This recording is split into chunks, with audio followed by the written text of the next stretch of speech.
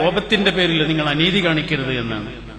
ദേഷ്യം എന്നത് ദേഷ്യം മാത്രമല്ല, നമ്മുടെ മനസ്സിലുള്ള അങ്ങനെ ഒരുപാട് വികാരങ്ങളുണ്ട്. അതിനൊക്കെ കുറച്ച് സമയം ഉണ്ടാവുള്ളൂ. ഒരാൾക്ക് പെട്ടെന്ന് ദേഷ്യം വരുന്നു, എത്ര സമയം ഉണ്ടാവും അതിന്റെ ആയുസ്? ഒരു 5 മിനിറ്റോ 4 മിനിറ്റോ ഉണ്ടാവുള്ളൂ. പക്ഷെ ആ 5 മിനിറ്റ് കൊണ്ട് അയാൾ പറഞ്ഞ ചില വാക്കുകൾ ഉണ്ടാവും. അത് ചില ആളുകളുടെ മനസ്സിൽ വല്ലാത്ത മുറിവായിട്ടുണ്ടാവും. അത് ചിലപ്പോൾ ദീർഘകാലമായി തുടരുന്ന ഒരു ബന്ധത്തിൽ വലിയ പൊള്ളലും വിള്ളലും സൃഷ്ടിച്ചിട്ടുണ്ടാവും. അതുകൊണ്ടാണ് ഒരു ഹദീസില് റസൂൽ സല്ലല്ലാഹു അലൈഹി വസല്ലം പറയുന്നുണ്ട്, നിങ്ങൾക്ക് ദേഷ്യം വന്നാൽ ഫൽയസ്കുത്, നിങ്ങൾ മിണ്ടരുത് എന്നാണ്. ദേഷ്യം വരരുത് എന്നല്ല, ദേഷ്യം വരുമല്ലോ, മനുഷ്യനല്ലേ. അതുകൊണ്ടാണ് ദേഷ്യത്തെ നിയന്ത്രിക്കുക എന്ന് ഖുർആൻ പറഞ്ഞത്.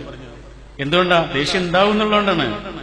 അപ്പോഴാണ് ഏറ്റവും നല്ലൊരു മാർഗം ഹബീബായ റസൂൽ സല്ലല്ലാഹു അലൈഹി വസല്ലം പഠിപ്പിച്ചിരുന്നത്, നിങ്ങൾ മിണ്ടാതിരുന്നാൽ മതി. മലയാളത്തിലെ വളരെ പ്രശസ്തനായ ഒരു എഴുത്തുകാരനുണ്ട്, കലാകാരനാണ്, സൂര്യകൃഷ്ണമൂർത്തി. നിങ്ങൾ വായിച്ചിട്ടുണ്ടാവാം ഒരു പക്ഷേ. അദ്ദേഹത്തിന്റെ ഒരു പുസ്തകമുണ്ട്, മുറിവുകൾ എന്നാണ് ആ പുസ്തകത്തിന്റെ പേര്. വായിച്ചിരിക്കേണ്ട ഒരു പുസ്തകമാണ്.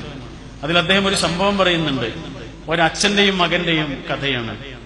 അച്ഛനും മകനും നല്ല സുഹൃത്തുക്കളെ പോലെയാണ്. അങ്ങനെ അച്ഛനൊരു കാറ് വാങ്ങുന്നു. ആ കാറിൽ മകനെ ഇരുത്തിയിട്ട് ബീച്ച് കാണാൻ പോകുന്നു.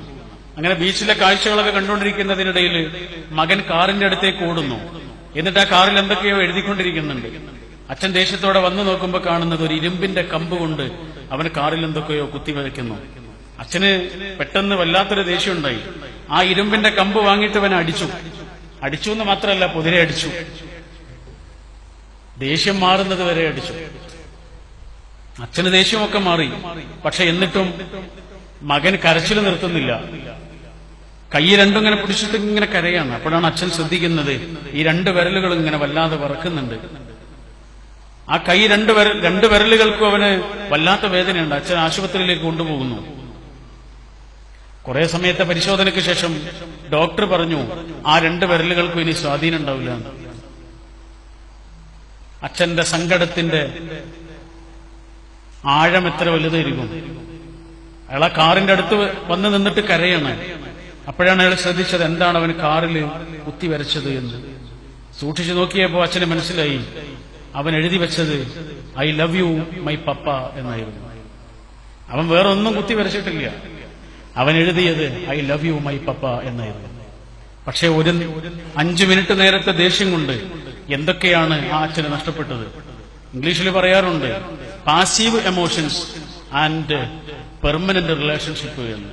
നമ്മുടെ ഇമോഷൻസ് ഉണ്ടല്ലോ, ദേഷ്യം, വെറുപ്പ്, ഇങ്ങനെ തുടങ്ങിയ കാര്യങ്ങൾ, അതിനൊക്കെ കുറച്ചു നേരത്തെ ആയുസ്സേ ഉണ്ടാവുള്ളൂ. പക്ഷേ ആ കുറച്ചു നേരം കൊണ്ട് പലപ്പോഴും നമ്മൾ നഷ്ടപ്പെടുത്തുന്നത് പെർമനന്റ് റിലേഷൻഷിപ്പിനെയാണ്. ബന്ധങ്ങൾ എല്ലാ കാലത്തേക്കും ഉള്ളതാണ്, ഈ 5 മിനിറ്റ് നേരത്തേക്കുള്ളതല്ല. പക്ഷേ ആ 5 മിനിറ്റ് നേരം കൊണ്ട് എന്തൊക്കെയായിരിക്കും മനുഷ്യൻ നഷ്ടപ്പെടുത്തുന്നത്, അല്ലേ? അതുകൊണ്ടാണ് ഹബീബായ റസൂൽ സല്ലല്ലാഹു അലൈഹി വസല്ലം ആ പാഠം പറഞ്ഞു തരുന്നത്. ദേഷ്യം പല അനീതികളും നിങ്ങളെ കൊണ്ട് പ്രവർത്തിപ്പിക്കും. നിയന്ത്രിക്കണം, ശ്രദ്ധിക്കണം എന്ന്.